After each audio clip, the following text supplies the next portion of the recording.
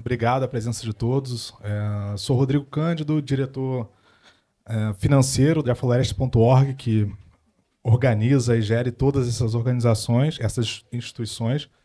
Também sou diretor executivo do República.org, que dá nome à casa. Chamo para a mesa dois dos maiores publicitários brasileiros, Dedé Laurentino, que é vice-presidente de criação para a Europa, Oriente Médio, África, da OGV, e autor desse livro, Você Está Aqui. Também, junto com ele, a Joana Monteiro. Pode vir, Dedé. Olha, Dedé aqui. Obrigado. Com ele vai estar a Joana Monteiro, que atua como CCO de muitas empresas do Brasil e Canadá, sendo eleita a mulher mais criativa no mundo da publicidade, de acordo com a Business Insider. E essa mesa vai ser mediada pelo Michael Scott, Financial Times. Obrigado. Bom, muito obrigado pela apresentação. Bem-vindos à discussão. A gente vai falar de um tema bem interessante, bem complexo, que é a marca Brasil, não? Então, temos aqui muito para falar com dois expertos, dois das pessoas mais experimentadas no mundo marqueteiro. E vamos começar com o Dedé, que vai nos falar de um estudo que se fez da imagem do Brasil no mundo, não? Que é uma coisa de muitos dados, porque a gente achou que é bom começar com alguns dados, não para orientar a discussão. Dedé. Obrigado. Boa noite, pessoal. Obrigado por terem vindo. Eu preciso, antes de tudo, fazer um disclaimer. Eu já vivo fora do Brasil há 14 anos e sou muito ligado ao Brasil e o coração está muito sensível, porque eu tenho muita saudade. Eu já vi mais mesa da Flip na vida do que jogo de Copa do Mundo. E o meu estado emocional é tal que agora em Cannes, o Brasil foi, pela primeira vez, o Festival de Publicidade de Cannes homenageou um país pela sua criatividade ao longo dos anos do festival. E o Brasil foi o país que inaugurou esse tipo de homenagem. E a Rede Globo foi lá. A Rede Globo é uma parceira do mercado publicitário brasileiro muito forte e estava presente. E uma banda levou a banda do Baixo Augusta para lá e tocaram a música da Globeleza, né? No meio da tela da TV, no meio desse povo, a gente vai se ver na Globo. Eu chorava cantando isso e tal. Então, essa é a pessoa que vos fala. Eu peço perdão desde já. E esses dados aqui a gente trouxe porque tem um versinho de um poeta escocês. A Escócia é o nordeste da Grã-Bretanha. Eu sou nordestino, não sei se vocês perceberam isso. Eu sou nordestino. E nós nórdicos temos essa relação Nordeste e Escócia. E tem um versinho desse poeta escocês, que é muito famoso, o poeta, chamado Robert Burns, e eu traduzi livremente o verso dele, que diz assim: pedir a Deus que esse dom nos dê, de ver a nós mesmos como o outro nos vê. Então, é diferente a imagem que nós fazemos do Brasil do que o mundo faz do Brasil. Então, a gente tem esses gráficos aqui. Eu queria ver se vocês adivinhavam. Aqui vai de 100, que é o pior, a 1, que é o melhor. Então, esse gráfico, a Suíça ganha. É o gráfico número 1. Esse estudo foi feito com 96 países, entrevistando pessoas de 96 países, 17 mil pessoas, ao longo de 8 anos. Então, tem muitos dados, como você falou. Qual vocês imaginam que é esse dado onde o Brasil está em número 30, a Suíça está em número 1 e quem é pior está em número 100? Que dado vocês acham, que fator vocês acham que é esse aqui, por exemplo? Onde a Suíça ganha. Não é queijo. Também não é chocolate. É o apanhado geral dos 76 critérios que eles avaliaram. Suíça ganhou de todo mundo, não só da gente. Suíça é o país número 1 em todos os critérios. Mas, sendo mais específico, esse segundo aqui, a Itália. Número 1 é a Itália. Número 11, a gente está bem pertinho do topo, é o Brasil. Qual vocês acham que é esse gráfico? Culinária. Não é. Mas é importante para a gente. É influência cultural no mundo. A gente está em número 11. se a gente for passar mais um, vamos terminar rápido, depois a gente termina com o Brasil. Número 1 é Dinamarca, 41 é Brasil. Esse dado é particularmente interessante em relação àquele versinho do poeta escocês, porque isso aqui é o dado de propósito social. E a Dinamarca tem número 1 em propósito social, o Brasil tem número 41, mas quando perguntados aos brasileiros, eles acham que a gente está aqui. Então, nós, no Brasil, achamos que em propósito social a gente está lá em cima. E 96 países do mundo nos veem aqui. E o último, para a gente terminar, com o Brasil. Vamos tirar esse. Esse aqui é aberto para negócio. E esse aqui, a gente ganha. É boa notícia. Qual vocês acham que é essa boa notícia? Não é a violência, não, é boa notícia. Não é propaganda, boa hospitalidade perto. É turismo de aventura. Número 1, batemos a África, que tem aquelas aventuras de ver aqueles animais ao ar livre e tal, a gente ganha. Então, isso é muito favorável para a nossa imagem. Então, isso é só para a gente entender como o outro nos vê, porque agora a gente vai falar de como é que a gente pode fazer essa ponte de imagem nossa para os outros também fazer essa Então, João, passamos aqui um pouco. Então, vemos aqui um pouco um panorama das forças e fraquezas do Brasil. O que isso nos diz sobre a marca Brasil em geral, na sua opinião? Bom, gente, primeiro, boa noite. Obrigada. Prazer estar aqui, ainda mais com o Dedé, que é um pernambucano que a gente chama, né? Curiosamente, eu conheci o Dedé, só fazendo uma rápida... Eu já conhecia o Dedé, né, de publicidade, aqui de São Paulo, e uma vez eu estava em Madrid a trabalho, e aí eu escuto a voz de um britânico falando com a voz do Dedé. Aí eu me viro, era o Dedé mesmo. Foi bem antes dele ir morar na Inglaterra, ele já falava com um sotaque britânico perfeito. Era um troço, assim, eu nunca tinha visto. Acabou indo morar sem nenhum tipo de dificuldade na Inglaterra, onde está até agora. E eu também acabei... eu nasci no Rio, depois fui para São Paulo, depois Mas para você é de família pernambucana, não? E minha família é pernambucana. Então, a gente se encontrava também... Você não quis falar. E deveria dizer que eu também nasci na Escócia. Então, temos aí uma temática nordestina aqui. Então aqui somos É a todos mesa nordestinos. nordestina. A mesa de nordestinos, justamente.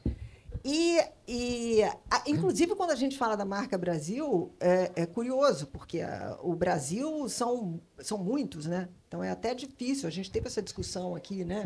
Um pouquinho sobre que Brasil a gente quer vender, né? Você, quando você está dentro da publicidade, você busca primeiro entender o que é que você vai vender. E eu acho que a nossa... Eu estava contando que eu também fiquei agora 3 anos no Canadá, e que a percepção nos diferentes lugares do mundo sobre a gente, sobre o Brasil, é muitas vezes estereotipada, mas, ao mesmo tempo, e não é exatamente o que a gente gostaria que fosse. Aí vocês me perguntam, tá legal, o que a gente gostaria que fosse?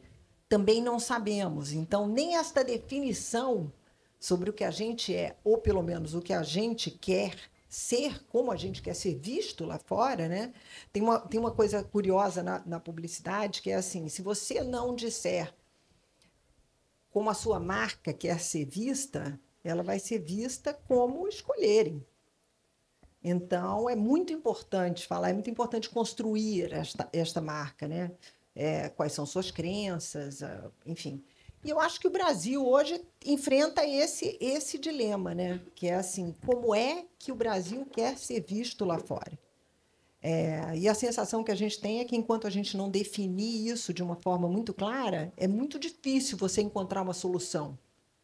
Porque, de novo, primeiro você tem que encontrar qual é a sua identidade, né? E uma vez que você tem essa identidade, você vai pensar qual é a melhor estratégia para você vender.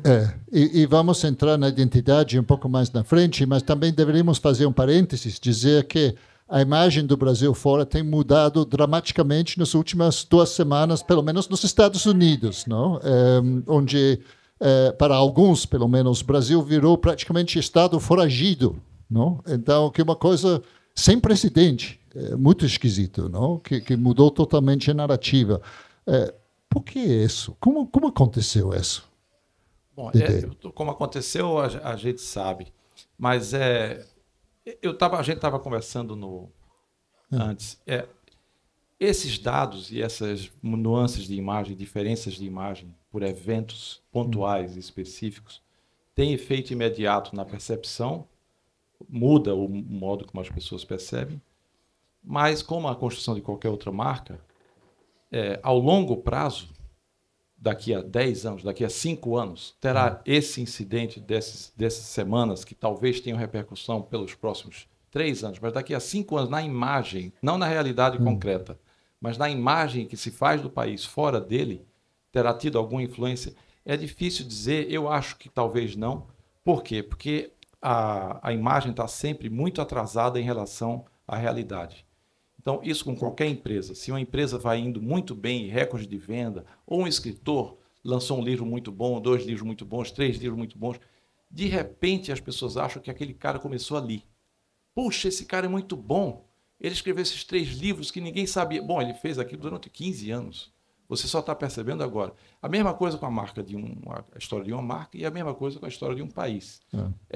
Curiosamente, isso é pura coincidência. Um amigo que criou uma marca que vende a imagem do Brasil, ele criou a marca Sol de Janeiro. Não sei se vocês já viram essa marca, ela explodiu na Sephora.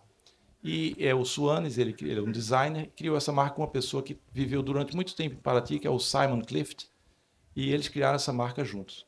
E o Suanes me contou que a L'Occitane comprou essa marca. L'Occitane, o grupo L'Occitane Informação Pública, comprou por 480 milhões de dólares. Veja quanto vale a marca Sol de Janeiro. E para o Suanes falar para a L'Occitane que marca é essa, ele fez uma apresentação da história visual do Brasil. Por que que ele tem esse apelo visual e por que que essa marca Sol de Janeiro está vendendo a marca dele para a L'Occitane? A L'Occitane tinha que entender os fundamentos dessa marca, que estão enraizados profundamente na nossa imagem, da praia, do turismo, etc. E ele pegou o pessoal da L'Occitane e ele começou com as imagens do Brasil pintadas pelo Debré. E ele foi do Debré e foi evoluindo e mostrando a cada passo como ia acontecendo. Depois dos anos 60, depois Brasília, depois Bossa Nova, depois o samba. E só pelo visual. Foi uma apresentação brilhante. E ele disse, Dedé, isso para você é o beabá.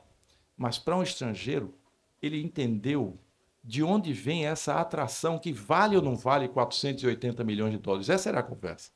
Então, nesse panorama de 1.500 a 2022, quando eles venderam, algo assim, é um pano de fundo muito grande para ter. Mas qual foi o impacto daquela crise depois da inauguração de Brasília? Isso foi comido pelo tempo. Então, se a gente está falando em grandes escalas, grandes proporções, e para países que nem sempre têm o interesse, eu vivo na Inglaterra, nunca sai notícia sobre o Brasil. Pois é. Porque é muito distante da Inglaterra. É verdade. As notícias lá são sobre a Índia, são sobre países da África. O Brasil muito raramente aparece. É óbvio que no mercado americano ou aqui na América Latina, as notícias do Brasil frequentam as páginas do jornal com muito mais assiduidade, né? Não, é o que você estava comentando, Dedé, nos leva um pouco ao tema do soft power do Brasil, não? Que é uma grande força. E Joana, ou seja, de um ponto de vista marketeiro e marca, como se poderia aproveitar esse soft power? Em que consiste realmente isso, o soft power do Brasil, para você? Eu acho que tem várias coisas que a gente, de novo, voltando para aquele seu primeiro exemplo lá, de como a gente é visto, de como a gente quer ser visto, eu acho que primeiro a gente precisa construir algumas coisas. Eu sinto muita falta aqui no Brasil, a gente estava falando um pouco sobre isso, de valorizar as coisas que a gente tem aqui dentro. A gente passa pelas coisas muito rápido. Lá fora, cada vez que você vai viajar, que você vê as coisas, você vê eles valorizando cada pequena coisinha. Esta árvore foi onde nasceu. Sempre tem um storytelling. E é curioso, porque a gente é muito bom em storytelling. A gente é noveleiro. A gente tem a publicidade sendo uma das melhores do mundo. Então, assim, a gente é bom em contar a história. A gente está agora com o cinema explodindo e ganhando um espaço muito maior. Até comentando aqui, a gente misturando um pouco tudo, para contar sobre o Brasil, para usar cada uma dessas coisas que a gente tem, que não são poucas, são muitas, e a depender da região. Imagina a quantidade de história que a gente tem e a gente não conta. E aí entra nessa coisa a gente tem tanta coisa de valor que a gente não dá valor a certas coisas e a gente não conta. Então, porque o soft power tem que ser muito mais que uma frase bonita, não? Tem que ser também um assunto comercial que você pode aproveitar. Sem dúvida. Acho que depende do que a gente... De novo, eu volto para o briefing. Entendeu? Qual é o briefing? O que é que a gente quer contar? Qual desses powers a gente vai contar e para quem? Então, eu acho que essa é o grande drama que a gente tem hoje. Primeiro, ele é interno, precisa ser resolvido internamente. Olha, qual vai ser a nossa identidade? Como é que a gente quer ser visto e aonde? E como? Para poder traçar a nossa estratégia. E a gente é tão poderoso, gente. A gente tem essa história da internet, que a gente quebra a internet de vez em quando e acaba com a reputação de alguém lá fora, entendeu? Porque a pessoa foi indicada para o Oscar e não é a nossa. Então, vamos quebrar. Então, assim, tem determinadas coisas que são extremamente poderosas no Brasil e que, de alguma forma, começam a chegar lá fora. No Canadá, eles falavam bastante, ao contrário da Inglaterra.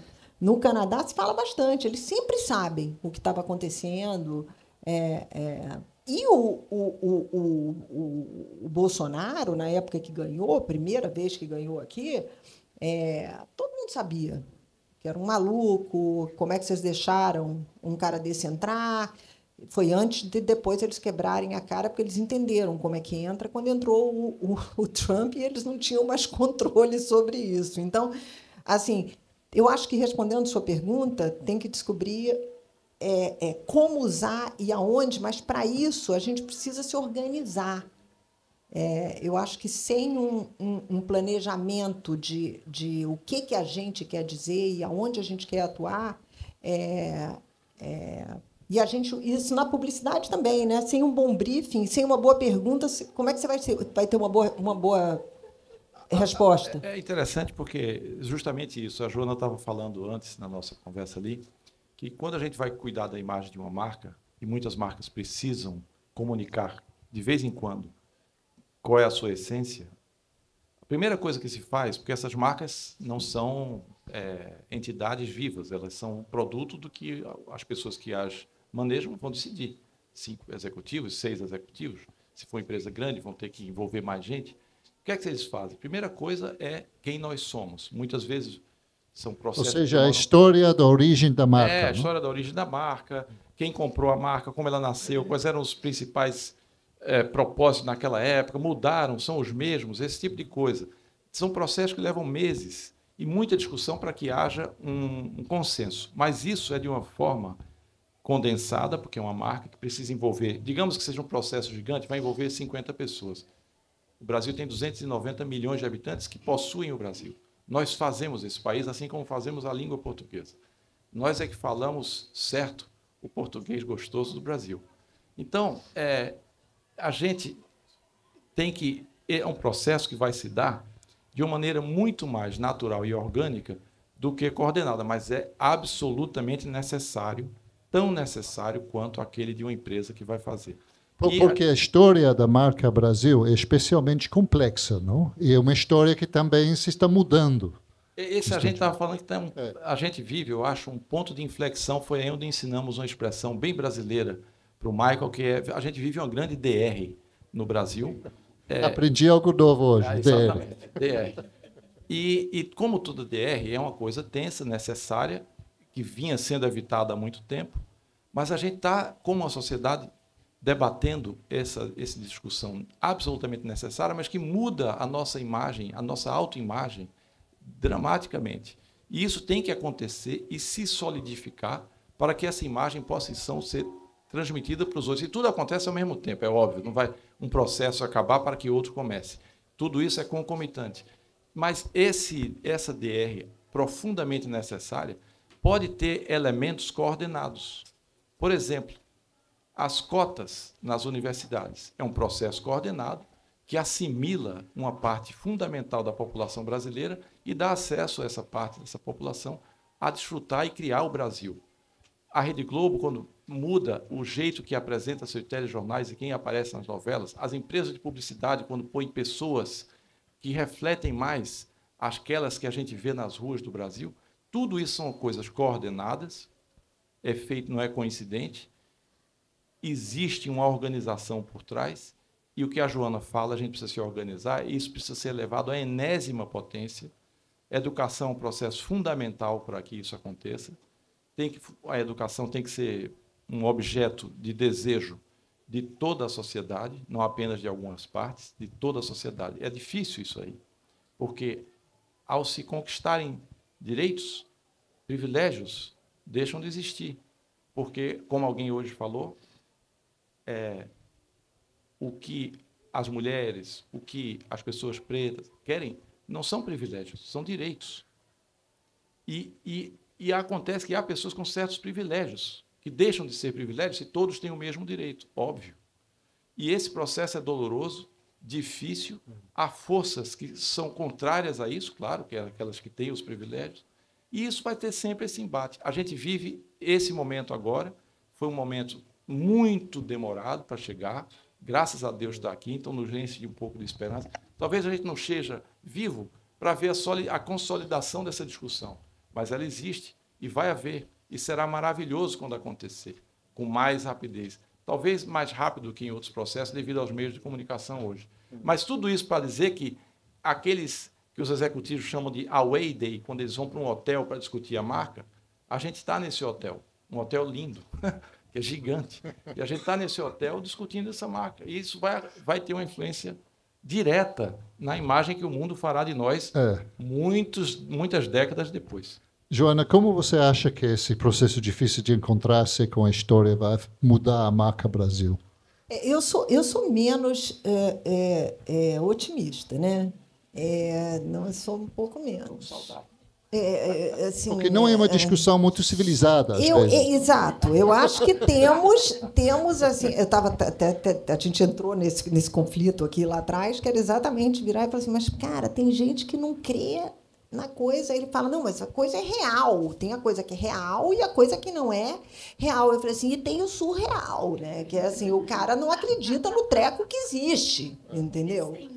E aí tem bastante. Então, assim, eu estava contando que, aí falando dentro dessa história de como vender, né, e o que vender, por exemplo, é uma boa escolha para vender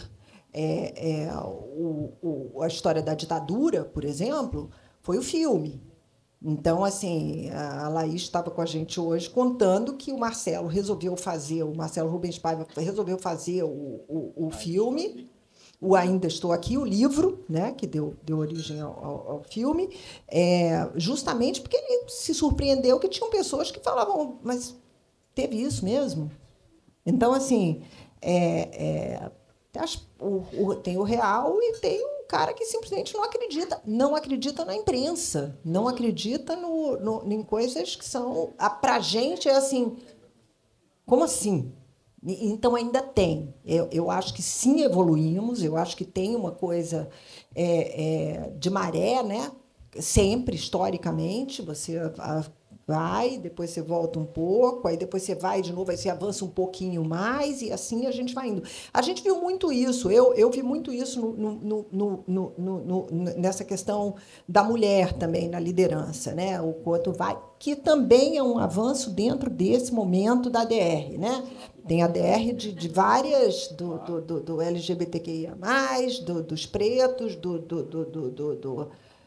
das mulheres, enfim, não falta assunto para a DR brasileira. Mas, de qualquer maneira, acho que é fundamental que a gente decida o assunto para saber onde atuar. São muitos, e é preciso definir E a mudança é considerável, não? Eu morei no Rio de Janeiro no começo dos anos 90, voltei a morar no Rio no começo deste ano, e a mudança nestes temas é muito grande. Ou seja, eu morei no começo dos 90 sem saber que o Rio de Janeiro foi o principal porto para a entrada de escravos nas Américas. Porque nessa época não houve nenhum tipo de lugar, história, memorial, lembrança, zero. E agora sim. A gente falou sobre isso, né? A questão não é simplesmente você ter uma série de museus, e aí entra bem a publicidade, né? Que é assim, como que você vai falar com aquele público para deixar aquilo interessante para que o cara entenda? Porque tem isso também, né? É isso que a gente faz. A gente procura entender o que precisa ser contado e escolhe o melhor jeito de contar para que seja mais atraente para que essas pessoas, de fato, ouçam, né? E entendam e acreditem, de novo, porque tem o não crer. E aí, eu acho que quando a gente fala, por exemplo, do museu, o cara simplesmente não vai no museu. Eu me lembro que na época da Covid, era mais comum se acreditar, foi naquela época, era Bolsonaro também, e se dizia, olha, acreditar ou não acreditar na vacina, ou seja lá o que for. E as marcas, naquele momento, as que tinham credibilidade, eram mais ouvidas do que os jornais, os meios de comunicação. Então, se você ouvia uma campanha da Natura falando sobre por exemplo, a devastação na Amazônia, você sabe, porra, é mesmo, tem mesmo uma devastação na Amazônia. Então, é muito louco, porque, assim, então, a gente tem que encontrar quem vai dizer o quê para quem, né? É verdade. Outra coisa que a gente também falou é que, às vezes, há países que coordenam bem esse esforço e por longo tempo. Um exemplo recente, que um país que não estava, eu imagino, no radar da maior parte da população global e entrou de maneira avassaladora, é a Coreia do Sul. Mas isso não foi por coincidência. Então, a Coreia do Sul entrou com o K-pop, minhas filhas conhecem K-pop, ouvem K-pop, moda, série na Netflix, ao ponto de a turma da geração Z quer aprender coreano. Imagina quando, há 20 anos atrás, um jovem de 18 anos ia querer aprender a falar coreano ou visitar a Coreia. Mas esse esforço, que não foi por acaso, foi coordenado, tem um efeito benéfico dessa cultura desse país, conseguir falar com outras pessoas. A gente foi a uma exposição, e em relação aos museus. Os museus são organismos maravilhosos de contar histórias, porque a gente entra na experiência total, usa todos os sentidos, você está literalmente imerso, seu corpo está imerso naquela história, digamos assim. Uhum. E a história que a gente foi ouvir da Coreia no Museu Victoria and Albert Museum, lá em Londres, era dos aspectos da cultura. Eu saí de lá impressionado. Um aspecto que eu não conhecia bem era a moda. Foi o que mais me encantou. Design e moda. E você vê, eu disse, meu Deus, a nossa riqueza cultural gigantesca, porque tem várias influências aqui, a gente faz, mesmo esse livro do Leminski, poeta homenageado aqui, é o lema do Brasil, distraídos venceremos. Então, a Bossa Nova ganhou o mundo, não foi uma coisa, Tom Jobim, tem um dinheirinho nisso aí, aquela pergunta famosa, né, quando ele recebeu o telefonema do Frank Sinatra, tem um dinheirinho nisso aí?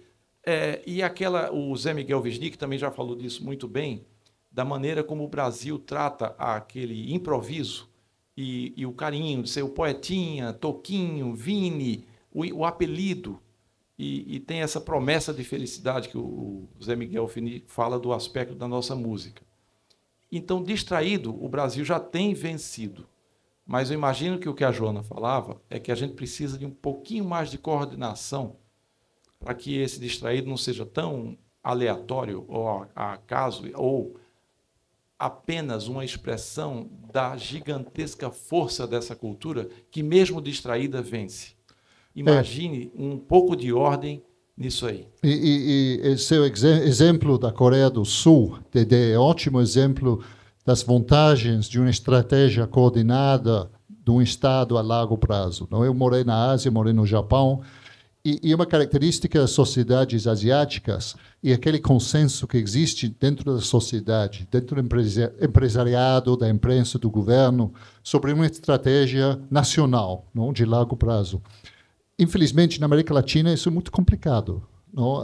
E mais complicado agora do que nunca por causa das dissidências, das brigas fortes que temos nas sociedades. E, falando com o estrangeiro, eu diria, nós acostumamos no mundo a imagem dos primeiros 2 governos Lula, da Dilma, que era Estado progressista, ecológico, em favor dos direitos da mulher, dos LGBT, combate a desmatamento, etc., etc. E depois chega o Bolsonaro e o mundo fica perplexo. Isso é o mesmo Brasil? Os brasileiros votaram por isso. O que aconteceu com o Brasil? Não? Então, a marca Brasil fica já muito confusa. Não? Sabe o que é curioso? Um pequeno à parte. É que, às vezes, em marcas que a gente consome, que não são muito fortes, ou não têm uma identidade tão forte, elas mudam de discurso, ou de aparência, conforme muda o diretor de marketing. Porque o diretor de marketing entra, o Chief Marketing Officer, ele entra, agora eu vou fazer do meu jeito. Então, se não foi feito por mim, não é tão bom. O dentista tem um pouco esse approach, né? Nunca o trabalho está bom. Ele sempre, quem fez isso aqui? Então, agora, se, digamos assim, um diretor de marketing entra numa marca como Dove, uma marca que a gente atende lá na nossa agência, que há 20 anos fala da mesma coisa, com um grande poder, que é da Real Beleza, e defende, desde 2004, que haja uma definição de beleza muito mais abrangente do que aquela inatingível, a Dove cresceu a hoje ser um patamar de uma plataforma de 7,5 bilhões de dólares. Então, o diretor de marketing que vai atender a Dove, ele não vai mudar essa história. Essa história é maior do que ele ou ela.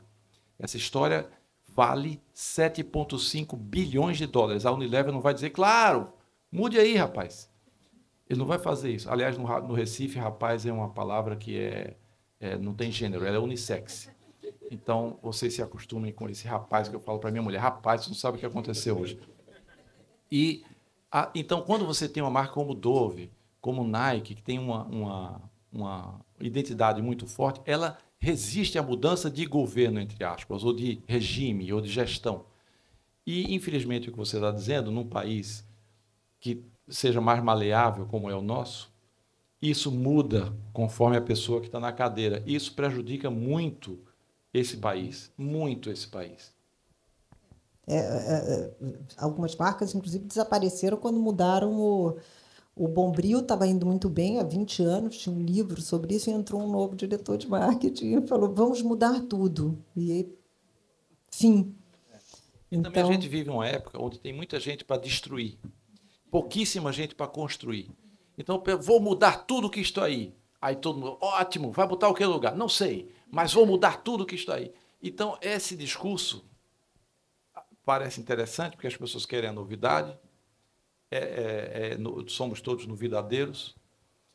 Como diz meu pai, vassoura nova varre bem. Mas depois você não sabe o que vai construir, e uma marca pode desaparecer, um país pode se degringolar nessa brincadeira. E não é uma brincadeira. Mas é curioso, porque a gente tem... o que está acontecendo agora, voltando ao início da nossa conversa, né? O que está acontecendo, o que está sendo construído agora pelo Trump é muito interessante, porque, embora a gente tenha essa divisão, né, entre os progressistas, que existe aqui também, né, os que creem e os que não creem, nas coisas reais, como você disse, eu acho que essa divisão que está no mundo inteiro também ajuda a fortalecer algumas coisas. Então, hoje, quando você vê o que está sendo construído, né? Eu vi muito isso acontecer lá no Canadá também. Eles começaram a bater no Canadá e dizer que ia ser o Estado 52, né? Ou 51, não me lembro mais. E foi muito curioso, porque a reação deles foi imediata. Eles colocaram plaquinha em tudo quanto é lugar de esse produto é canadense, produto canadense, produto canadense, produto canadense, e eles só compravam o produto canadense. Acabou a história.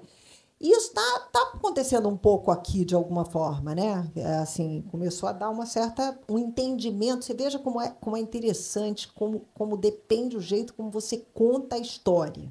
Uhum. O jeito como essa história está sendo vendida através do Trump está fazendo com que uma quantidade gigantesca, nesse Brasil gigantesco de pirâmide social tão desigual, entenda de uma forma fácil que é o seguinte: pô, esse cara está querendo meter o bedelho aqui no meu país. Logo, ele é um filho da puta. Então, assim, são conclusões meio daquilo que a gente falou. Ele é de fácil entendimento. Uhum. Automaticamente, o cara que está defendendo que isto não aconteça, essa história, ela foi relativamente... O jeito como ela foi contada, ela foi simples. A mensagem e o entendimento. E gerou toda essa mudança. Quer dizer, que pode, daqui para o ano que vem, pode mudar tudo? Pode. Mas eu acredito que teve aí uma mudança grande, rápida. A gente sempre fala quando está fazendo política e tal, eu fiz muito pouco na minha vida, mas existe essa coisa da onda, né? Você tem que ver se a onda vai dar tempo da informação chegar e mudar alguma coisa. Porra, essa onda foi um tsunami, bicho. Todo mundo entendeu muito rápido. Então, de novo, para falar sobre o jeito de contar, para quem contar, né? Esse inclusive, a gente não teve mão de nenhum marqueteiro. O cara foi lá, o cabra foi lá, fez e deu certo. Esse é o assunto, não, Joana? Então, essa narrativa que deu Trump sobre o Brasil foi uma reflexão do que ele foi contado pelo Bolsonaro, não? Pela família Bolsonaro, que foi lá aos Estados Unidos a vender uma imagem do Brasil, que comprou o Trump, e logo depois ele refletiu de novo lá fora, não? Realmente. Mas foi uma narrativa inventada no Brasil, que aqui é ditadura, que não tem direitos. Essa foi a narrativa que ele foi vendido. Ele comprou essa narrativa. Eles conseguiram contar uma história que não é real, de novo, surreal, e através da repetição. Isso é uma coisa que a gente fala também muito antigamente, você tinha uma mídia extensa, e você não precisaria ser tão criativo, já que você repetia. Você tinha uma mídia frequente no mesmo lugar, que era só tinha TV aberta, e as pessoas eram engolidas ali pela informação. Por exemplo, todo mundo aqui, se a gente falar um slogan de outro cliente nosso, que não era o nosso na época, mas se a gente cantar Hellmann's, a verdadeira maionese, quem é da minha geração lembra. Mas por que essa música é linda? É porque a gente ouviu isso muitas vezes. A fragmentação da mídia deixou isso muito difícil de fazer hoje em dia. As marcas não conseguem mais comprar aquela frequência com que todo cliente sempre pede para a gente. Eu queria uma assinaturazinha musical que nem a do McDonald's. Tararatata. E assim, mas a McDonald's está na nossa casa fazendo anúncio. Há anos a gente ouve esse tararatata e eles não mudam. Muda a instrumentação, mas não muda.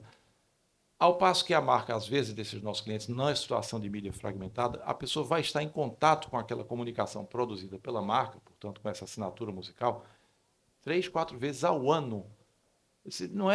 Não tem resíduo cumulativo na memória suficiente para que a pessoa identifique. Então, todo marqueteiro quer fazer isso, porque acha muito legal.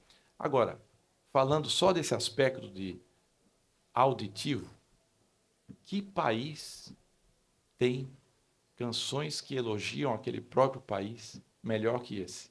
Não tem, porque a gente teve gênios que falavam... A Bahia, não vamos nem falar disso. Eu, como pernambucano, eu tenho uma inveja gigantesca das músicas que falam bem da Bahia.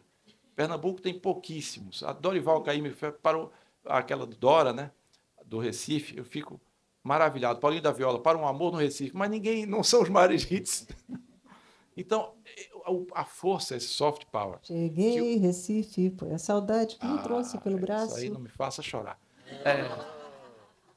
Imagine esse soft power nosso, a penetração da música do Brasil. As meninas eu fico tentando fazê-las ouvirem música brasileira, elas cresceram na Inglaterra. Aí nós fomos a Tóquio. Todo lugar Tóquio só tocava música brasileira, você está vendo? vocês têm essa música cool, não é dead, dead é uncool. Se quer matar qualquer coisa, eu indico. Se vocês quiserem uma coisa que elas não gostem, eu falo para elas, elas vão detestar. Mas todos os bares do Japão, então, esse soft power da nossa, porque já um chavão dizer isso, é óbvio, não estou revelando. Só o André Midani fez 4 gerações de música, da bossa nova, da tropicália, do rock brasileiro. Só esse cara, um único cara. Então, esse é o poder que a gente tem. Agora, vou comentar uma coisa da Grã-Bretanha, você me perdoe. Por favor, fique à vontade. A gente, como se sabe, é um país colonizado. E a gente aprendeu a olhar para o que é de fora com admiração. E, para o que a Joana está dizendo, nem sempre com o mesmo valor e admiração para o que é de dentro. É óbvio, às vezes há momentos de ufanismo no Brasil, quando o filme ganhou o Oscar, como você falou, foi Copa do Mundo. Eu estava fantasiado de Fernanda Torres, gritando na frente da televisão, porque era carnaval, e eu estava com a roupa da Dior, essa era a minha fantasia, era Dior, mas eu pus Diosca na mão. Essa era a minha fantasia. Então, era futebol. É claro que há momentos de ufanismo, mas nada que se compare a um país que, como você falou, todo país foi colonizado. Muda apenas há quanto tempo.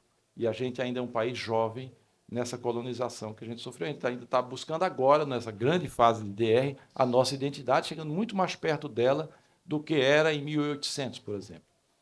Mas existe uma coisa para vocês verem a diferença de percepção. Sabe como a Inglaterra descreve o verão britânico? O Brasil tem verão. A Inglaterra tem 4 dias de sol, que eles chamam isso de verão. Sabe como eles chamam isso? Eu acho divino isso. The Great British Summer.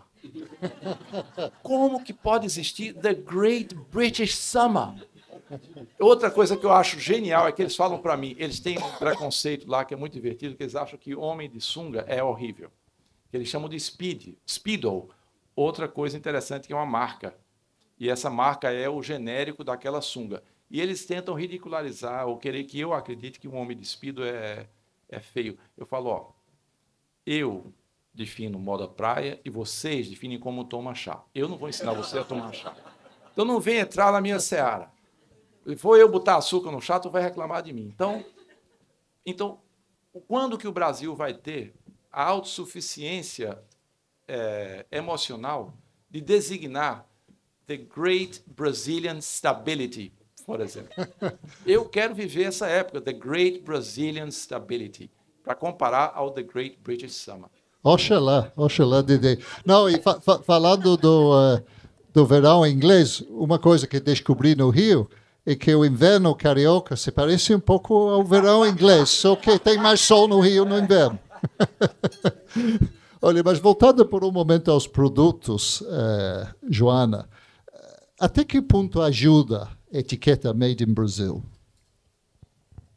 Eu acho que depende de como a gente vender, né? Por exemplo, se você andar hoje em Nova York, é super legal você andar de Havaianas. E assim, você bota uma baita roupa da marca que for, mete um como de garçom, enfia uma Havaiana no pé e é como deve ser. Então, depende muito. Ou a calça Biermann, por exemplo, também, não a calça do Alexandre Biermann. Não, eu acho que tem várias coisas. Ou seja, moda tem muitas marcas boas. Poderia ter muito mais, gente. A sensação que me dá é que, assim, depende, obviamente, da questão econômica, quanto você investe numa marca para essa marca ser divulgada lá fora. Acho que tem uma coisa de PR que a gente faz muito mal, que a gente poderia fazer muito mais. Quem são essas pessoas que poderiam levar essas marcas para fora? Mas aí a gente está falando especificamente, eu acho que a gente podia ser muito mais agressivo quando a gente fala do café colombiano, do café africano. O café brasileiro poderia ter um papel muito maior lá fora. Eu acho que, de novo, é uma questão política. O que você quer vender e como. Mas para vender lá fora, não nos faltam coisas. Essa é a sensação que quem mora fora mais tem. Você chega e fala assim, pô, mas isso aqui perto do que a gente tem lá, gente, os caras não têm nem padaria, bicho. Pão na chapa. Você quer comer um queijo quente, não tem. Então, assim, a gente come quase de graça numa padoca, assim, o nosso pão com ovo é maravilhoso. Gente, o pão com ovo deles é frio.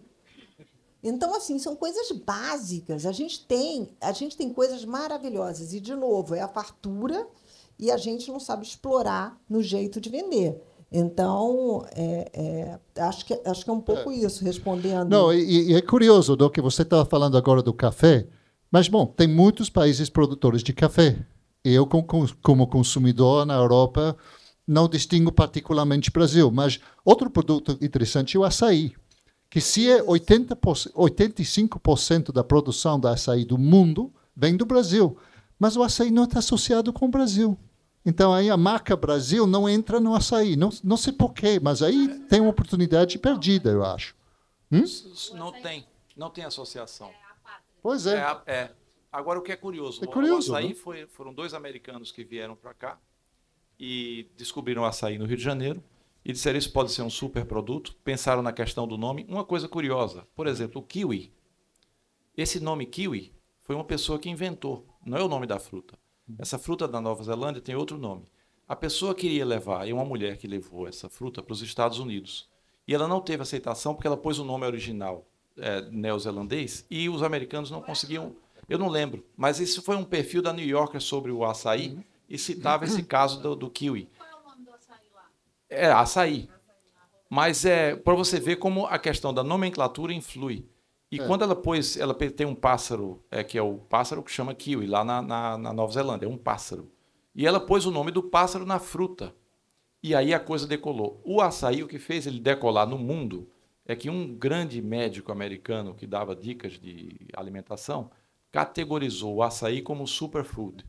Aí a coisa mudou. Ou seja, PR. PR. O que a Joana está falando do Made in Brazil, e a sua pergunta, é curioso, porque nessa pesquisa que a gente fez e viu aí, curiosamente a Alemanha, o Made in Germany, é número 1 fator em várias categorias muito diferentes. Serviços financeiros, número 1 valorizado ser Made in Germany. Carros, produtos de comida embaladas, medicamentos alemães. Então, tudo isso. O Brasil não tem número 1 em nada. Nenhuma categoria de produto, o Brasil é número 1 como sendo uma coisa boa, mas muito alto em algumas. É óbvio que aí há duas abordagens. Ir para onde é a nossa vocação, criatividade, futebol, onde o mundo já nos percebe assim, e, portanto, fácil de alavancar, e aí haver um esforço concentrado para que aquela imagem melhore. Um exemplo simples, muito desassociado ao Brasil, muito desassociado. Sistema financeiro. Nós temos um dos melhores sistemas financeiros do mundo. Haja vista o PIX e o escândalo que ele está causando. Mas há também a automatização do sistema brasileiro. É fenomenal. E a minha experiência em bancos na Inglaterra é deprimente. Eu falo para ela, um país como o Brasil... Concordo plenamente. Dá de 10 em vocês. Você vende ação nos Estados Unidos, na Inglaterra, vem um cheque pelo correio que você precisa fisicamente levar ao banco e a prova de que aquele cheque foi depositado na sua conta é um papelzinho escrito à mão. O que é que aconteceu com um desses? Por que eu sei disso? Estamos porque muito o cheque caiu atrasados, atrás do armário. O cheque caiu atrás do armário e não entrou na minha conta. Isso não é possível, isso aconteceu em 1850. Então, se o Brasil fizesse um esforço, e um ministro da Economia uma vez nos disse, eu achei essa frase brilhante, era o... Quem que era, Letícia? Letícia, minha memória é ambulante. Armínio Fraga. O Armínio Fraga disse para os colegas dele o seguinte, o Armínio Fraga disse assim, se vocês, para os colegas ministros da Fazenda de outros países, se vocês tiverem um modelo teórico muito heterodoxo, que seja revolucionário, que vocês queiram fazer planos para ver como seria aquilo no mercado, fala comigo, porque há grandes chances de a gente já ter implementado aquilo no Brasil, eu te digo o que acontece. Gente, a urna eletrônica. A urna eletrônica. Entre outras coisas. Então, o Brasil tem esse manancial, há os aviões brasileiros, é claro. Poderia usar esses exemplos aí de maneira orquestrada, coordenada, sem o distraídos venceremos, para alavancar, porque são áreas onde a gente já entrega um produto fenomenal e que nunca ninguém sabe. O café do Brasil já foi uma marca forte. Café do Brasil. Quando se falava de Brasil, falava café, futebol, praia, Pelé. Hoje o café não aparece mais na lista. Hoje aparece Colômbia. É curioso. Então, são digamos assim, itens fáceis de a gente... Agora, o que falta, o que é mais difícil, na minha opinião? O esforço coordenado. A gente já vai abrir para a pergunta, 2 minutos. Só para complementar aqui, dentro da publicidade, tem uma coisa que a gente sempre fala, que é assim, é difícil você ver, quase impossível, muitas vezes, quando alguém chega com um produto para você, que ele é ruim, tá certo? A publicidade não faz milagre. Se esse produto for ruim, você pode até fazer o cara experimentar pela primeira vez e depois não há o que fazer. A gente não faz milagre. Então, a primeira coisa é você ter, de fato, um produto bom. De novo, eu acho que a gente tem muitos produtos bons. Não são poucos, não. São muitos produtos bons. E eu acho que a gente escolheu não contar. É curioso isso, porque a gente não conta. É um segredo. A gente não... Outra coisa que é interessante, a gente decidiu não contar, você falou. E eu fiquei pensando. Ao trabalhar no mercado inglês, o departamento de criação da agência, e eu atendi uma conta global, tudo bem, isso tem influência também, ele é muito diversificado em termos de nacionalidades. Há pessoas da Austrália, há pessoas dos Estados Unidos, há brasileiros, há de onde você quiser, franceses, inclusive britânicos também trabalham lá. Até britânicos? Até britânicos. E comparado ao mercado brasileiro de publicidade, é isso que eu estou falando, 99,9% do mercado brasileiro é feito por brasileiros. Então eu pensei, talvez o Brasil seja mais uma ilha do que é a Grã-Bretanha, ou era antes do Brexit. Porque é curioso que interessa, então, a gente ir lá fora falar, ou a gente é muito autocentrado, ao ponto de a gente dar as costas para a América Latina. Então, eu comecei a falar espanhol, porque nesse cargo global, eu falava em inglês com o pessoal da Argentina. Eu achava isso um absurdo. Eu estou falando com pessoas que são próximas, a minha língua é muito perto da deles e eu estou falando em inglês. Por constrangimento, eu passei a aprender espanhol com mais interesse, por causa desses indivíduos, dessas 4 pessoas. Então, será que o Brasil não precisaria de maior interesse? Você falou, por que não existe essa coordenação? Talvez o departamento do governo que cuida de turismo, esses idiotas não sabem o que a gente faz aqui. Talvez eles tenham razão e a gente está falando aqui sem conhecimento de causa. Mas eu falo como um brasileiro que vive lá fora e vivencia no seu dia a dia qual a imagem do país. Agora em Londres, uma exposição fantástica, emocionante, literalmente, como diz outro frevo do pernambucano, só existe frevo pernambucano, como diz outro frevo, de fazer chorar, é a exposição Brasil, Brasil, da arte moderna brasileira no Royal Academy de Londres. Co-curadoria de Roberta Saraiva, grande alagoana. E eu entrei, como várias pessoas, as salas com o nome Brasil, Brasil, gigantesco na parede, e os nomes dos nossos maiores artistas estampados gigantesco na parede, programação visual maravilhosa da Marina Wheeler, que é sócia da Pentagram brasileira e trabalha lá, e fez essa programação. Eu chorei, porque eu disse, caramba, a gente está dizendo The Great Brazilian Art. É isso que está dito. Então, a gente tem que ter esse interesse em que haja esse diálogo com o resto do mundo. Ou a gente fica falando só com nós, que já é autossuficiente. A gente tem uma dificuldade que é a coisa do português. Isso não ajuda, né? Entre outras coisas. Mas não atrapalha tanto, hein? O coreano fala coreano. Não é coreano, não é japonês, não é russo. Não, então... mas atrapalha. Atrapalha. Porque...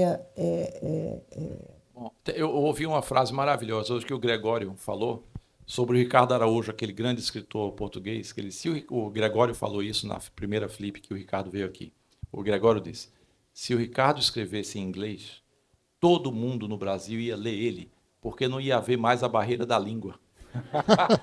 E vamos passar daqui a pouco a perguntas, mas antes de passar as perguntas, tem um desafio para vocês dois como marqueteiros. Uma frase para vender o Brasil. Qual será a sua frase para vender o Brasil ao mundo?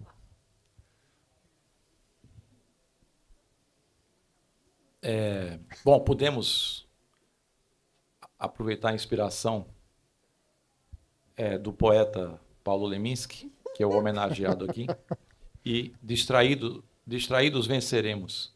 É uma linda frase porque ela é positiva, ela é otimista, ela tem uma visão do que vai acontecer, nós vamos vencer. De uma maneira singular como esse país, é um outro item da nossa pesquisa. O Brasil é único. Há poucos países no mesmo grupo que a gente. A gente tem uma história muito específica.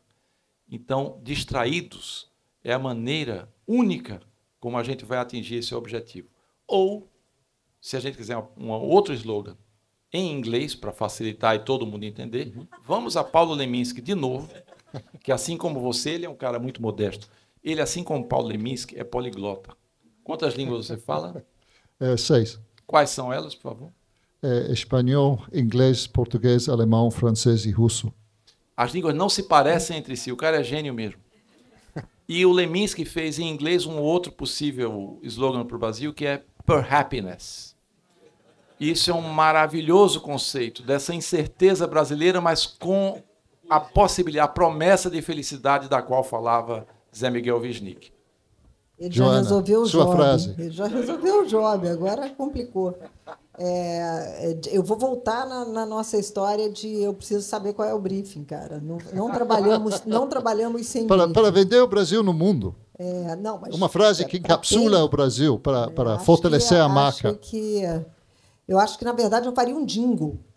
Porque eu acho que a gente é muito musical e a gente arrasa lá fora. E eu acho que um jingle em inglês poderia ser uma... Mas com ritmo de samba, bossa nova? Não, pode ser. Você vê, por exemplo, Sérgio Mendes cantando Real para o filme. Aquilo é maravilhoso, né? Aquilo é sensacional. Então, acho que todas essas coisas, se fossem bem construídas... a gente teria um conhecimento sobre as nossas fortalezas, né?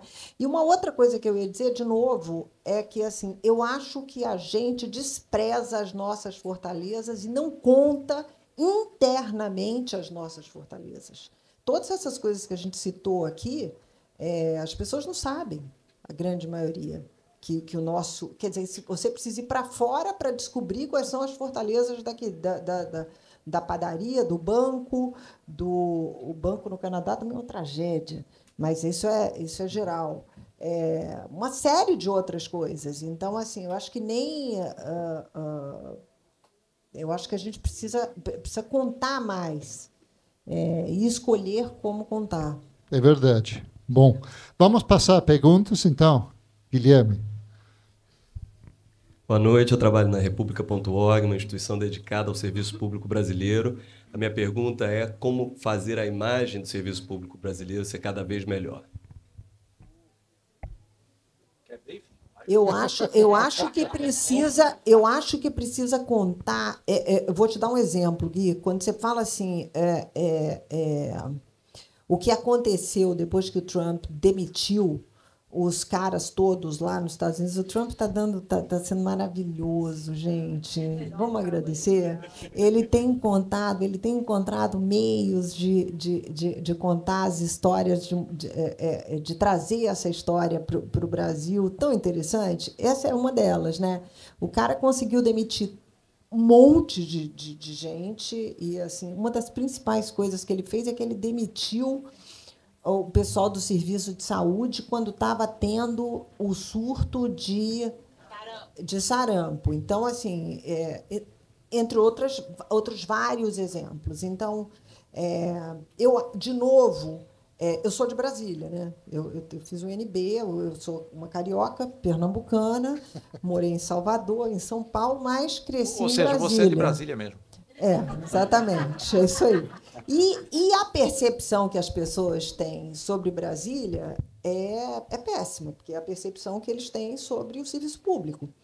E toda vez eu tenho que defender. Falar assim, veja, não é isso. Tem uma série de pessoas... Eles sequer entendem que o concurso público é para garantir que o cara não seja... forçado a dar uma canetada, fazer uma série de coisas, porque ele é concursado. Nem isso as pessoas sabem.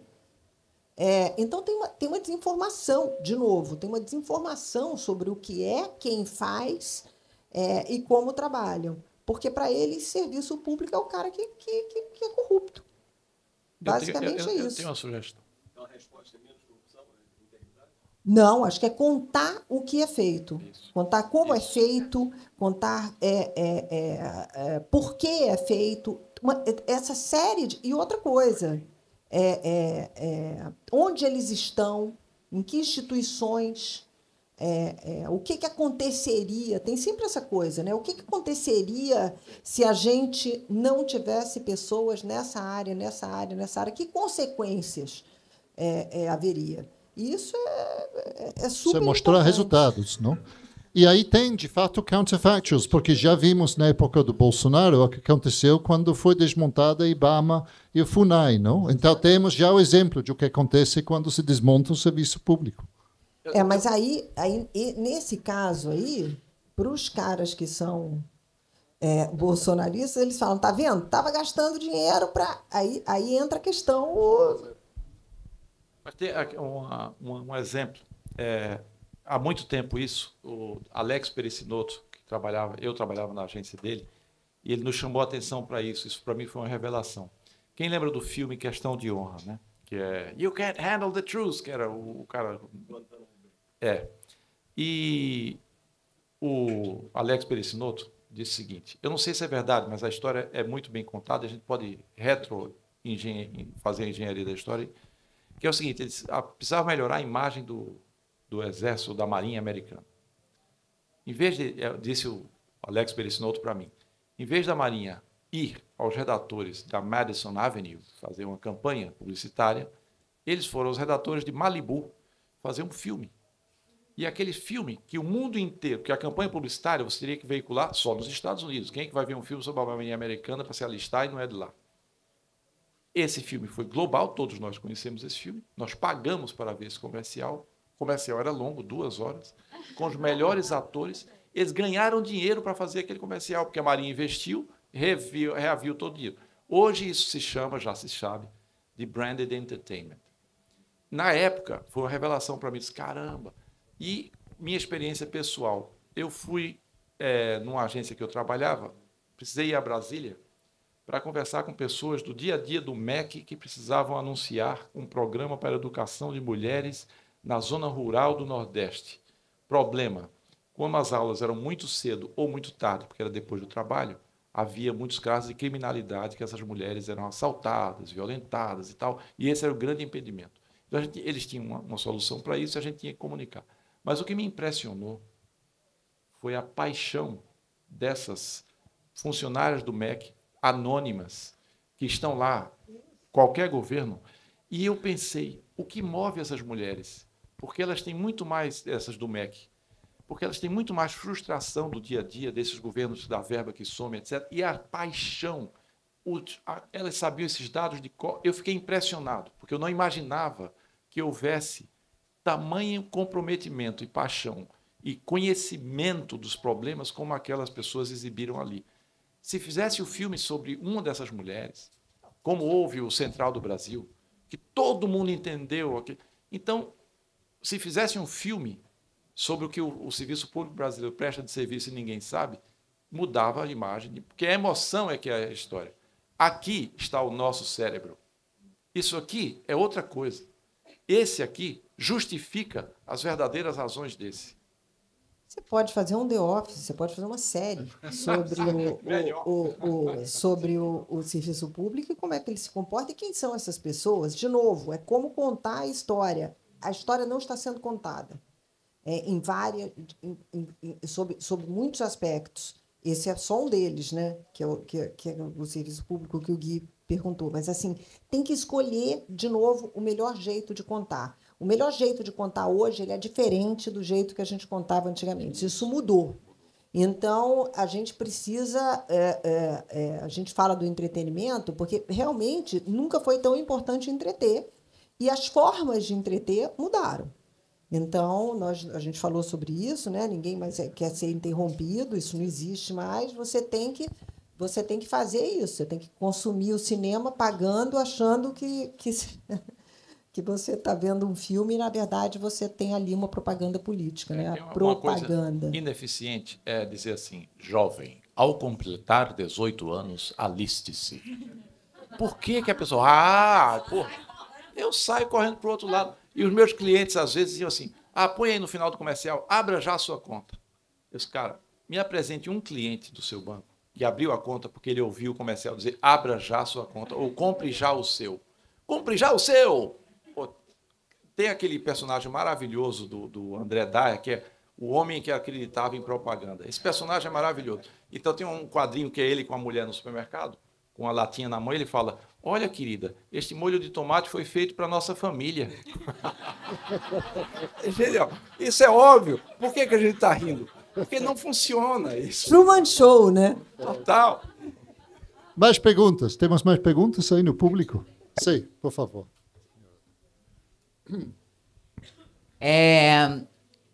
São duas perguntas, na verdade, mas bem diretas. Uma, o fato do Brasil ser um país continental não atrapalha muito a dificuldade da gente nomear quais são os nossos atributos, né? A Suíça é muito fácil, queijo, né? O sistema bancário e chocolate. Mas se você for discutir no Brasil quais são os atributos, uma pessoa do Nordeste e uma pessoa do Sul, elas vão falar coisas diferentes, né? Além do futebol, logicamente, com a paixão nacional, que nos une, que é as havaianas agora. Mas, então, primeiro, o fato da gente ser, né, um país continental e tão diferente não atrapalha muito na definição dessa marca. E a outra, na verdade, é uma sugestão e um elogio. Eu, como baiana, vou já dizer que é um pernambucano que está brilhando, mas assim, o Caio Braz, que é um jovem produtor de conteúdo, ele vem falando muito sobre brasilidade, né? Hoje em dia tem muitos formadores de opinião que vêm falando sobre brasilidade.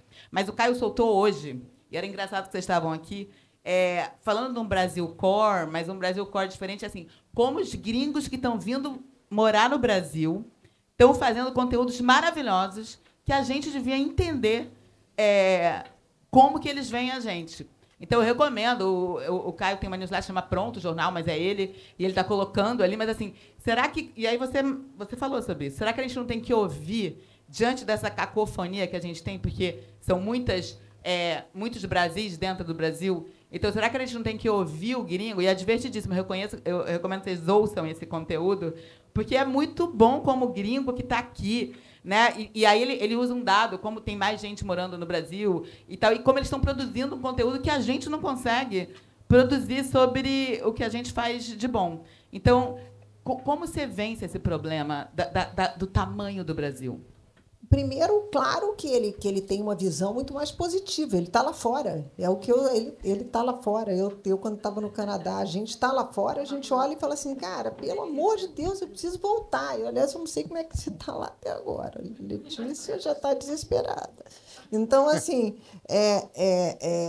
é duro quando você está lá fora, porque você tem essas percepções de uma série de coisas positivas. Claro que tem as coisas negativas também, evidentemente, mas aqui a gente está falando de como vender as positivas, né? E aí, em relação à questão regional, pô, gente, só isso em si já é do caralho, porque você olha e fala assim, pô, se você quer água quente, quer um Caribe com água quente, gente, com água quente. Entendeu? Você vai para Pernambuco, campeão. Não, e Joana, embora o Brasil seja um país continental, tem muitos fatores em comum também, que eu vejo como estrangeiro. Eu diria que um dos mais importantes, que compartilhado por todos os brasileiros, é o jeito de ser brasileiro, que é uma coisa muito importante e muito gostoso.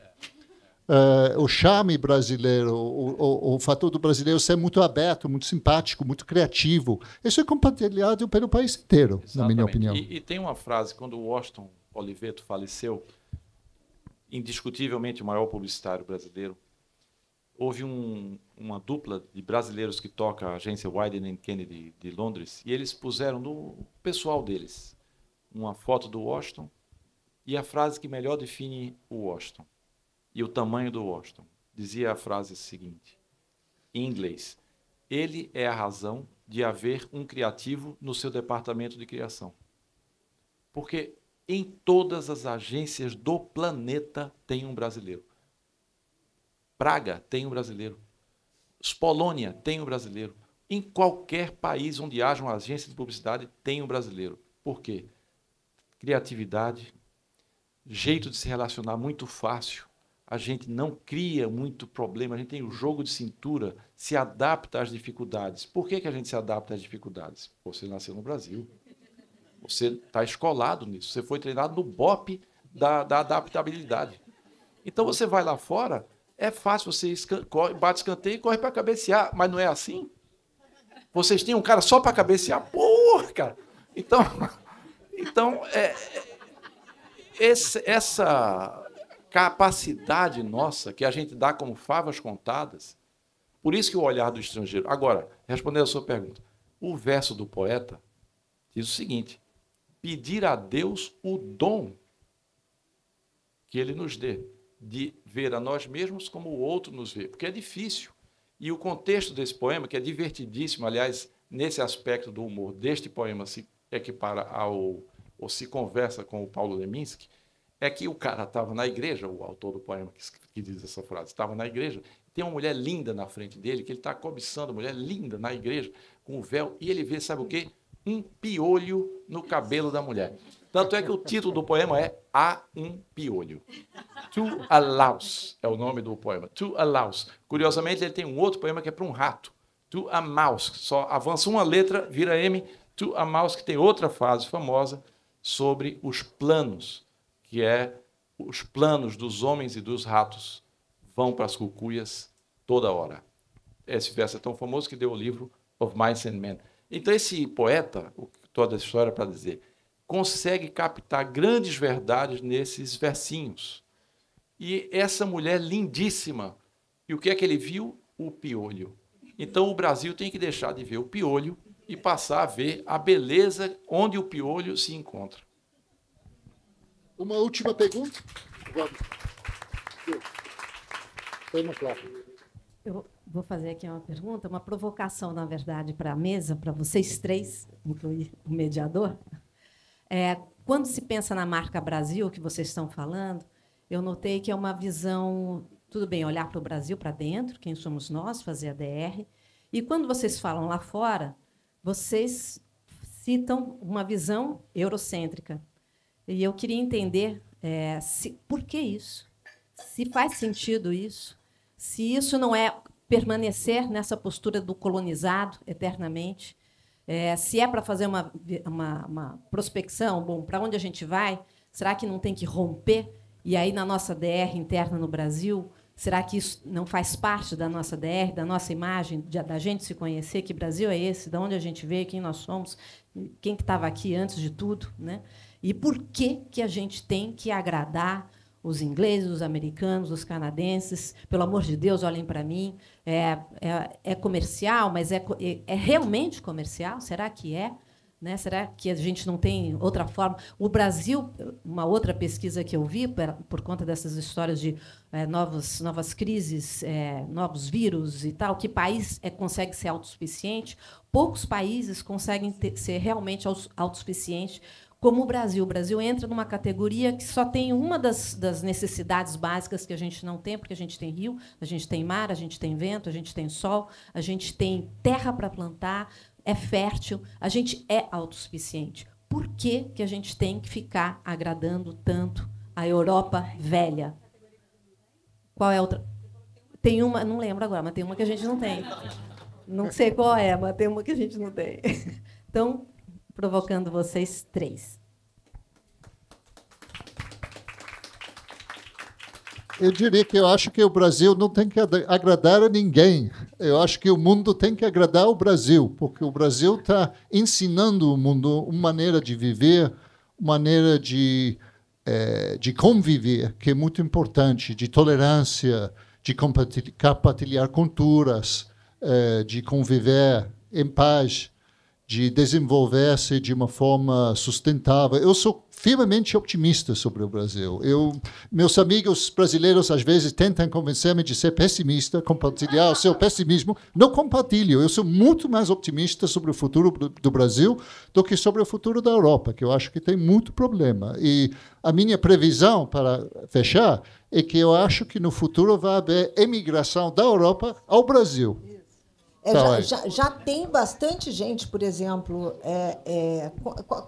toda vez que acontecem essas guerras e tal, eu conheço muita gente que veio comprar terra aqui no Brasil e tal, por diferentes razões, e evidentemente não é fiscal, porque senão ele vai para o Uruguai, tem muitos indo também, mas que vem para cá porque é um país que não tem guerra.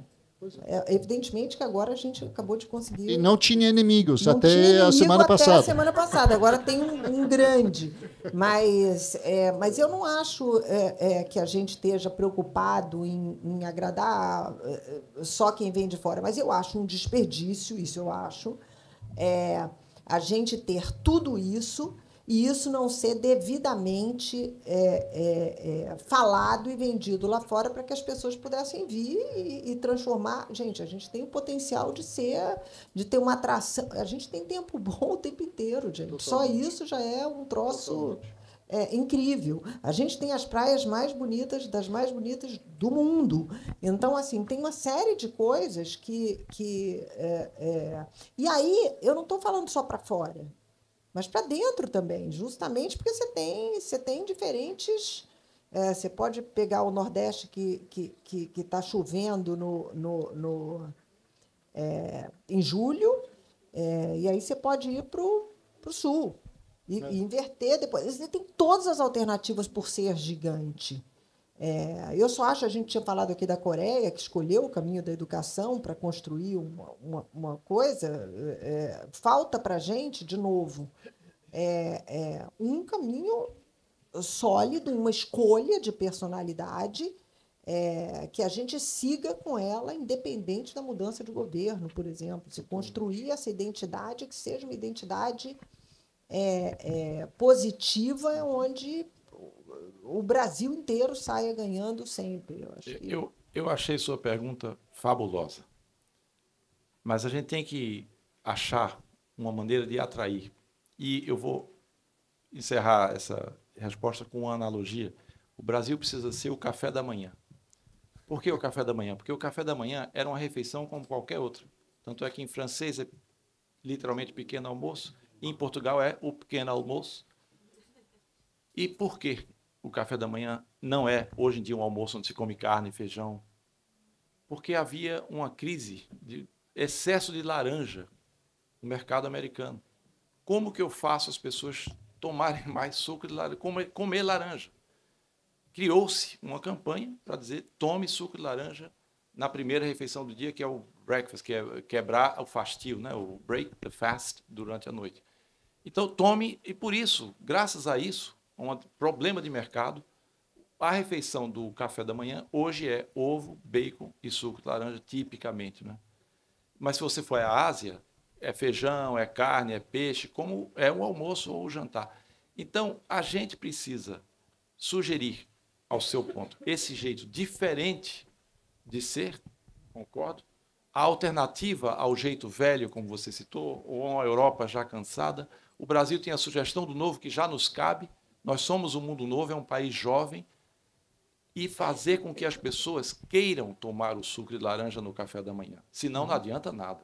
Então, a gente tem que achar um jeito de fazê-los se interessar por nós, ou seja, agradá-los, senão a gente não vai conseguir haver esse interesse por vir para cá, comercial, como você falou, mas sem subserviência, apresentando essa novidade. Ótimo.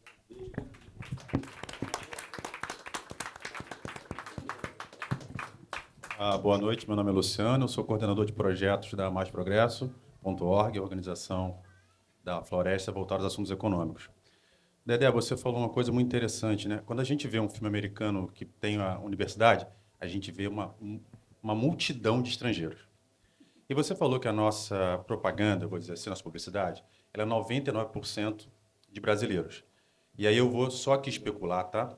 Eu acredito que seja 80% de pessoas brancas e a maioria homens. Se vocês dois fossem abrir uma agência de publicidade agora no Brasil, como é que você tentaria trazer a diversidade da população brasileira para dentro da sua agência, já que a gente sabe que a riqueza, né, é a diversidade? Perfeito. Vou te dar uma excelente notícia. Você está coberto de razão que a diversidade provoca ideias melhores. Portanto, faz sentido comercial também ter a diversidade. Portanto, não há contraindicação. A boa notícia é que, quando eu vejo as novas agências brasileiras que estão surgindo, independentes, já antenadas para um outro modelo de negócio, que não é a interrupção, que estão fazendo, elas já trazem no seu bojo a diversidade. Sabe por quê? Ela é criada por pessoas de outras classes sociais, de outras visões de mundo. Ela já nasce com essa mentalidade, não por um programa interno. É claro que as outras agências já estabelecidas, como é o caso da URG, onde a gente trabalha, aí há, sim, programas ativos para trazer para dentro da agência as mesmas pessoas que estão lá fora, as mesmas com as quais a gente fala. E a gente fala com muito mais gente do que só homem branco. Isso já há, mas de maneira muito clara, essa mudança no cenário brasileiro. Está resolvido o problema? Longe disso. Mas já foram dados grandes passos na direção correta? Já. E continuam a ser dados. É só ver. Quando eu vejo as pessoas que trabalham nas agências, eu vejo elas anualmente quando a gente vai ao Festival de Cannes. E, portanto, elas já estão tendo a possibilidade de ir a um festival internacional. Eu fico muito agradavelmente surpreso. E Joana, que é uma liderança feminina, e há outras grandes lideranças femininas do nosso mercado, é prova disso. Mais ou menos. Acho que a gente avançou muito e voltou muito.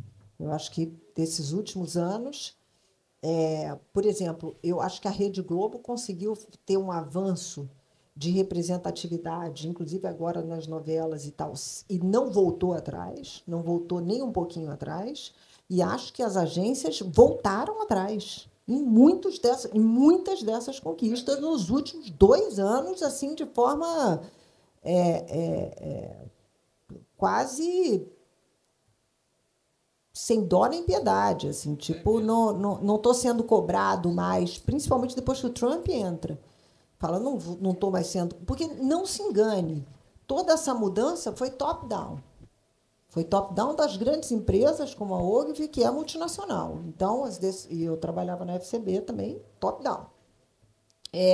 Quando deixou de ser, automaticamente a coisa voltou. Eu estou em grupos de lideranças negras e femininas, e a gente avançou bastante e agora, assim, sem nenhum tipo de... Aí está acontecendo isso que ele falou. Então nós vamos nos reorganizar, nós vamos organizar pequenos... Então, tem surgido os núcleos diferentes de trabalho montados, porque aí conta também essa coisa de você ter autoestima, de falar assim, não, eu posso fazer e eu vou fazer e vai fazer diferença. Nesse sentido, sim. Acho que surgiram pequenas coisas, com a dificuldade que existe no Brasil. Porque é aquilo que a gente estava falando. Aqui, uma cadeira, quanto vale uma cadeira que a gente fala, né, numa liderança? É uma briga de foice. Você saiu, tem 10 para entrar. Então, é mais difícil para a mulher, mais difícil para a mulher negra e para o homem negro, né, nessa coisa. Para a mulher, para o homem negro e para a mulher negra. Que essa, então, está no final Joana, da carreira. Você está muito mais por dentro da nossa realidade do que eu. Inclusive, sendo mulher, você vivencia isso na sua vida e na sua carreira. Mas o que eu comentei com a Sophie Schomburg, que é uma outra criativa brasileira de liderança, e foi minha dupla por 7 anos, a gente é muito amigo. Eu falei, Sophie, e eu lembro, isso é que é curioso, eu lembro da Sophie, a gente trabalhou juntos 7 anos, ela me chamava a atenção de coisas, de momentos, de racismo, não, ou de misoginia, preconceito, e eu era cego àquilo. Eu disse, será, Sophie? Aquele comentário foi isso. E eu disse, será? E eu falei para ela, Sophie, a gente vive numa época em que a gente teve aquelas conversas e hoje as conversas são as claras. E hoje há uma conversa sobre... É um tema, a liderança feminina, por exemplo. Então, houve um progresso em pouco espaço de tempo dessas conversas existirem. Em relação às pessoas pretas, eu vejo nesses meus, como eu te falei, nesses meus momentos de encontro em Cannes, eu digo, caramba, olha que maravilha. Outro dia, por exemplo, uma coisa diferente, 2 pessoas sentadas do meu lado, uma agência de Recife, uma agência próspera, que tem uma grande conta brasileira, continua funcionando no Recife por um cara de Olinda. Outra coisa impensável, eu tive que sair do Recife porque o mercado publicitário é São Paulo. Esses caras não, estão fazendo essa agência grande lá de Recife. Então, essas mudanças estão acontecendo. Infelizmente, eu acho que a gente continua tendo o mesmo problema, que é a questão de os clientes mandam. Então, se não houver uma mobilização, e eu falo muito isso para o grupo do Women to Watch, e que são mulheres que têm uma posição de liderança de marketing, e se não houver uma política que seja top-down vindo delas, da exigência de quem é essa agência, o que ela faz, que tipo de projeto, qual o nível de diversidade ali dentro e tal, não vai acontecer. E isso não acontece. Não vem dessas pessoas. E, para mim, esse seria o atalho, esse seria o shortcut e o melhor jeito de fazer isso acontecer. Eu não tenho a menor dúvida. Isso há anos, eu digo. Maravilha. Pessoal, obrigado. Queria agradecer aos nossos convidados, Dedé, Joana, Michael. A gente